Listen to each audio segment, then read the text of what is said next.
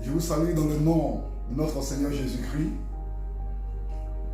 Nous allons voir aujourd'hui comment, étant seuls dans le confinement, nous pouvons passer du temps dans la prière, passer du temps dans la lecture de la parole de Dieu et passer un puissant moment de prière étant tout seul dans la présence du Saint-Esprit.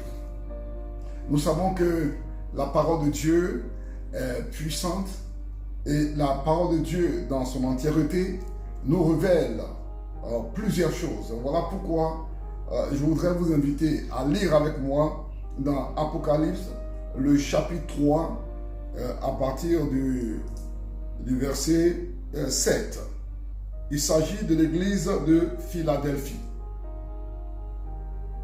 Il est écrit à l'ange de l'église de Philadelphie. Voici ce que dit le saint, le véritable, celui qui a la clé de David, celui qui ouvre et personne ne fermera, celui qui ferme et personne n'ouvrira. Je connais tes œuvres. Voici, parce que tu as peu de puissance et que tu as gardé ma parole et que tu n'as pas renié mon nom, j'ai mis devant toi une porte ouverte que personne ne peut fermer. Voici, je te donne de ceux de la synagogue de Satan qui se disent juifs et ne le sont pas, mais qui mentent. Voici, je les ferai venir se prosterner à tes pieds et connaître que je t'ai aimé. Parce que tu as gardé la parole de la persévérance en moi, je te garderai aussi à l'heure de la tentation qui va venir sur le monde entier pour éprouver les habitants de la terre. Gloire à Dieu. Nous allons nous arrêter là pour la lecture et essayer d'analyser ce que notre Seigneur vient de nous dire. Ma préoccupation en ce moment, c'est de vous montrer que la parole de Dieu est puissante, que la parole de Dieu produit les fruits escomptés, que la parole de Dieu peut nous permettre de traverser les temps difficiles sans que nous ne puissions tomber dans la main de l'ennemi ou bien tomber sous le coup de l'épreuve. De quelle parole s'agit-il? Quand Dieu dit à Israël, tu aimeras le Seigneur de tout ton cœur, tu aimeras le Seigneur de toute ton âme, tu aimeras le Seigneur de toute ta force. C'est une déclaration qui vaut son pesant d'or. C'est une déclaration qui permet qui permet aux riches, aux pauvres, de tenir le coup au moment de l'adversité. Alors, mettre la parole de Dieu en pratique de tout son cœur, c'est s'abandonner totalement entre les mains de Dieu. Et la manière de s'abandonner totalement entre les mains de Dieu, c'est de vérifier son propre comportement vis-à-vis des coutumes, vis-à-vis des pratiques qui sont autour de nous. Par exemple, pour ceux qui sont habitués à une tradition de spiritisme, une tradition de pratique du fétichisme. Celui qui doit être enfant de Dieu doit sortir totalement du spiritisme. Il doit abandonner les fétiches de ses parents, les fétiches même qui ont fait leur preuve. Et je dis cela parce que étant à l'étranger, hors de la Côte d'Ivoire, j'ai rencontré quelqu'un qui faisait l'éloge des fétiches de ses parents. Il disait, il peut jeter tous les fétiches, Mais celui-là, il ne le jettera jamais parce que ce fétiche a fait ses preuves. Et moi, je lui ai dit simplement que moi aussi, j'ai une puissance. J'ai une puissance. C'est l'évangile de Jésus-Christ qui est la puissance de Dieu pour le salut de quiconque croit. Que je n'abandonnerai jamais cette puissance partout où je vais passer, quel que soit ce qu'on va me proposer. Alors, croire en Dieu de tout son cœur, c'est se débarrasser de tout sur lequel on s'appuyait par le passé. C'est voir que dans ces choses du passé, il n'y a pas de joie, il n'y a pas de bonheur, et que c'est seulement en Jésus-Christ que nous pouvons trouver notre force. Cette manière de marcher, avoir un pied dans les pratiques du monde et un pied à l'église, ne permet pas à l'homme de voir la réalité de la puissance de l'évangile. Cette manière de vivre, avoir une femme à la maison et une autre au dehors, ne permet pas aux croyants d'expérimenter la puissance de Dieu. Car Dieu a dit, tu aimeras le Seigneur de tout ton cœur. Tu aimeras le Seigneur de toute ton âme, de toute ta force. S'il y a une force qui est réservée à quelqu'un d'autre en dehors de Dieu, le résultat attendu ne sera pas celui que Dieu a prévu pour toi. Parce que par tes actes de mauvais comportement, par tes actes de péché répétés, tu es en train de réduire la dimension, tu es en train de réduire la capacité de la puissance de Dieu réservée pour toi qui peut te faire traverser les temps difficiles. Donc, de quelle parole nous parlons? De quelle parole nous parlons dans le livre de l'Apocalypse quand la parole de Dieu nous montre comme tu as peu de force et que tu as gardé ma parole. La parole de Dieu, elle est puissante. La parole de Dieu, elle donne la vie. La parole de Dieu, elle permet de voir la transformation dans notre vie. Je vais te poser la question de savoir, quelle parole as-tu écouté? C'est la parole de qui tu as écouté? Si tu me dis que tu as écouté l'évangile de Jésus-Christ ou que tu commences à écouter l'évangile de Jésus-Christ, je te dirai ce que tu vas devenir. Je te dirai ce que tu vas devenir. Parce que en écoutant la parole de Dieu, on devient quelqu'un dans la présence de Dieu. Je peux citer aussi l'exemple de Yonggi Cho qui avait la tuberculose presque à la phase terminale. Mais lorsqu'il a reçu l'évangile et qu'il a accepté Dieu de tout son cœur, l'Esprit de Dieu s'est engagé aussi dans sa vie à réduire, à détruire la puissance de la tuberculose et jusqu'à ce que Yonggi Cho est la plus grande église dans le monde entier. La parole de Dieu est puissante. Elle détruit toutes sortes de péchés dans notre vie si on accepte Dieu de tout cœur. Vous voyez, dans le livre de l'Apocalypse, dans l'histoire de l'église de Philadelphie, cette église se disait qu'elle n'a pas assez de force. Et évidemment, c'est comme ça que tu dois réagir. Tu dois savoir que toi, tu n'as pas de force. Toi, tu n'as pas de puissance. Toi, tu n'as pas d'autorité. Mais que la force se trouve en Dieu. La puissance se trouve en Dieu. L'autorité se trouve en Dieu. Et quand tu exprimes cela, tu vis dans cette manière de réfléchir, dans cette manière de se comporter envers Dieu. L'Éternel Dieu envoie la puissance de sa parole dans ta vie. Il envoie la puissance de l'obéissance dans ton cœur. Il envoie la puissance de la fidélité à la parole de Dieu dans ton cœur. Et les conséquences positives vont suivre. les conséquences positives vont suivre. Et je vous le dis, je déclare qu'il est bon de s'attacher à Dieu, qu'il est bon de se confier à l'Éternel, qu'il est bon de s'abandonner entre les mains de Dieu pour expérimenter la gloire de Dieu, pour expérimenter la puissance de Dieu. Quand on commence à se confier à Dieu, c'est comme si on est perdant. C'est comme si l'avenir devient nul pour nous.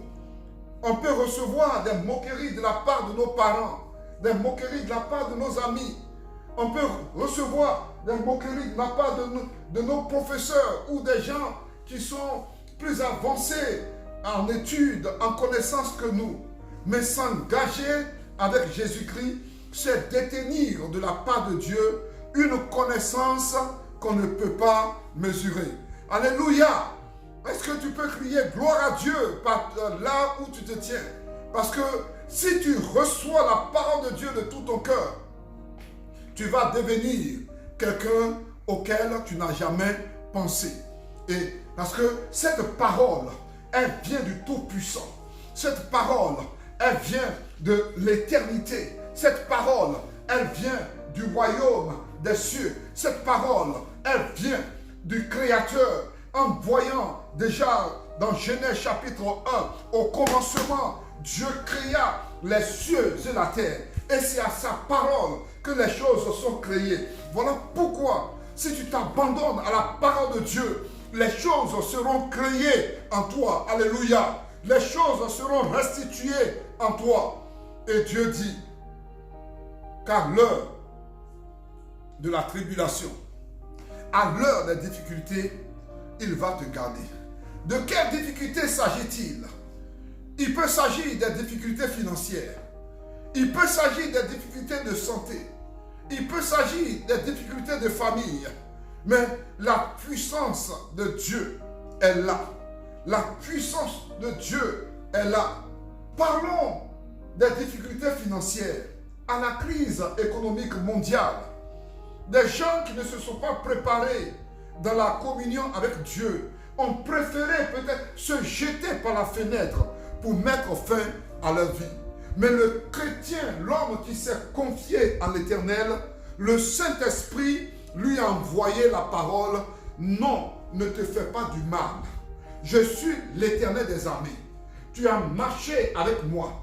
Voici une crise qui touche le monde entier. Mais tu es mon enfant.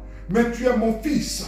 J'ai une solution pour toi. J'ai une protection pour toi. Parce que l'Éternel parle de sa protection pendant l'heure de la tribulation. Pendant les temps de difficulté qui peuvent venir chez toi seulement ou bien dans le monde entier. Et ça permettra aux autres personnes de savoir que la parole de Dieu, elle est la vérité. Quand Dieu dit qu'il te garde pendant la tribulation, parce que tu as mis sa parole en pratique, il est le Dieu qui va te garder. Il est le Dieu qui va te protéger. Il est le Dieu qui va te faire voir sa puissance. Dans quelle tribulation tu te trouves? Et je te pose la question. Tu as mis la parole de Dieu en pratique. Et aujourd'hui, il y a une tribulation qui se présente à toi. Rassure-toi, l'Éternel des armées est présent dans ta vie. L'Éternel des armées a une solution pour toi. L'Éternel Dieu est là. Il est là. Et vous allez affronter les épreuves ensemble. Vous allez affronter les difficultés ensemble. Vous allez attaquer l'ennemi de ta vie ensemble. Yahweh garde son enfant. Yahweh protège sa fille. Yahweh protège celui qui met sa parole en pratique. Dis à l'heure où je suis en train de parler, dis la tribulation qui est venue dans ta vie. La tribulation qui s'est présentée à toi. Et regarde en arrière comment tu as mis la parole de Dieu en pratique.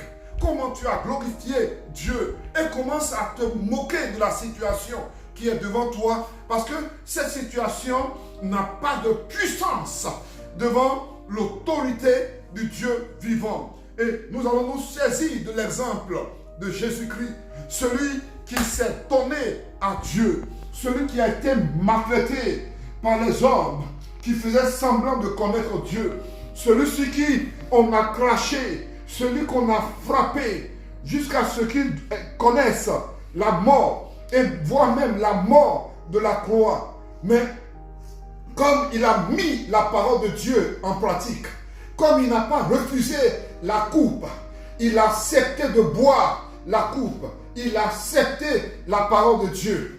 Voilà que la mort est venue sur lui, comme je dis, la mort de la croix. Mais Dieu ne l'a pas laissé dans le tombeau. Dieu n'a pas laissé le Christ dans le tombeau. De même que le Christ n'est pas resté dans le tombeau. Tu ne resteras pas dans cette tribulation. Tu ne seras pas détruit par cette tribulation. Tu ne seras pas vaincu par cette tribulation. Lève-toi et donne gloire à Dieu. Je dis, tu ne seras pas vaincu par la tribulation. Parce que la puissance de Dieu est avec toi. Dieu ne laisse pas ceux qui se confient en lui. Dieu ne laisse pas tomber. Il ne laisse pas tomber ceux qui ont mis sa parole en pratique. La mise en pratique de la parole de Dieu vaut la protection de Dieu quand il y a la tribulation. Le respect strict de la volonté de Dieu, le fait de boire la coupe de Dieu vaut la résurrection, vaut le renouvellement, vaut la vie, la transformation. Et ce soir, je vous invite, pour celui qui a négligé la parole de Dieu, qui se relève et commence à mettre la parole de Dieu en pratique. Celui qui s'est trompé, qui se repent et dit à Yahweh, je vois la dimension de ta parole, je vois la vérité de ta parole, je vois, ce n'est pas parce que je veux la protection dans cette crise, mais je veux rester toujours avec toi. Alléluia, alléluia, alléluia. L'Esprit de Dieu est parmi nous. Il est parmi nous. Il est parmi nous. Il est parmi nous. Là où tu es, nous allons prier ensemble. Le premier élément, tu vas dire à Yahweh, donne-moi la force pour que je puisse mettre ta parole en pratique. Nous prions ensemble. Yahweh, c'est dans le nom de Jésus-Christ que nous nous approchons de toi en cette soirée. Nous croyons dans ta puissance, dans ton autorité, dans ton pouvoir. Tu es le Dieu qui donne la force à l'être humain faible de se tourner vers toi. Et Yahweh, je te montre mon cœur, disant que je ne suis rien. Je n'ai pas de force comme les hommes de l'église de Philadelphie.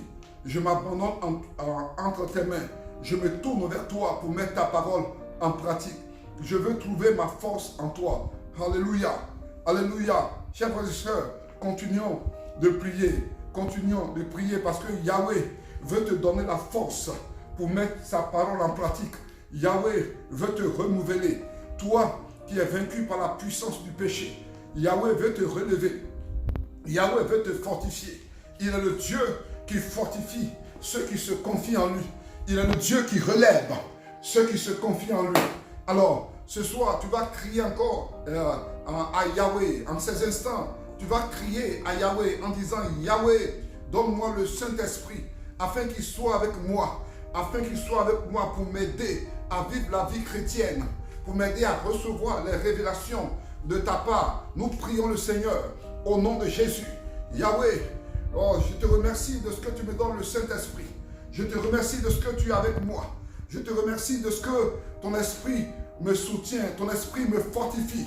Yahweh, c'est dans le nom de Jésus que le Saint-Esprit soit avec moi pour me donner la force de vivre les Écritures, de vivre les paroles de Jésus.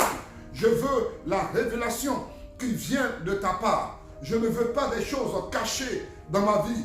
Aide-moi, aide-moi, oh Dieu, aide-moi. Et mes frères et sœurs, vous qui suivez vous qui suivez cette vidéo, demandez à Dieu de vous permettre d'avoir une vie de prière personnelle où on peut s'arrêter pour prier au-delà d'une heure, au-delà de 2 heures de temps, étant seul. Prions le Seigneur. Yahweh, je veux que tu renouvelles ma puissance de prière. Pour vous qui n'avez pas de puissance de prière, vous priez 10 minutes, 5 minutes, vous êtes fatigué. Demandez à Yahweh de vous donner la puissance de la prière. Parce que Yahweh est celui qui fortifie. Quand Jésus priait dans le jardin de Gethsémane, il y a un ange qui est venu pour le fortifier. Il y a un ange qui est venu pour le fortifier. Que Yahweh vous fortifie. Que Yahweh vous donne la puissance de la prière. L'ardeur dans la prière. Continuez. Priez. Priez. Priez. Priez étant seul. N'arrête pas la prière. Il y a d'autres sujets de prière que vous pouvez tirer de cette courte rencontre et que vous pouvez mettre en application dans votre vie. Moi aussi, je continue la prière. Vous aussi, vous continuez la prière. Si vous voulez me joindre, appelez-moi au 225 07 74 05 22. Appelez-moi au 225 07 74 05 22. Si vous voulez soutenir le ministère du docteur Coutouin, Assemblée de Dieu Nouvelle Jérusalem, où nous sommes invités un peu partout pour faire le réveil spirituel, vous pouvez envoyer l'argent que vous voulez utiliser pour soutenir le ministère du réveil à la Nouvelle Jérusalem, toujours au plus 225 07 74 05 22. Vous pouvez m'appeler pour qu'on puisse prier au téléphone, pour qu'on puisse prier sur le WhatsApp. Ce numéro est un numéro WhatsApp. Vous pouvez recevoir des informations et des orientations. Que Dieu vous bénisse, que la gloire de Dieu demeure sur vous. Vous pouvez aussi me suivre sur Facebook, sur ma page Docteur Coutouin Claver, ou bien sur YouTube Claver Coutouin. Sur Facebook, c'est Docteur Coutouin Claver. Sur YouTube, c'est Claver Coutouin. Que Dieu vous bénisse. Merci bien.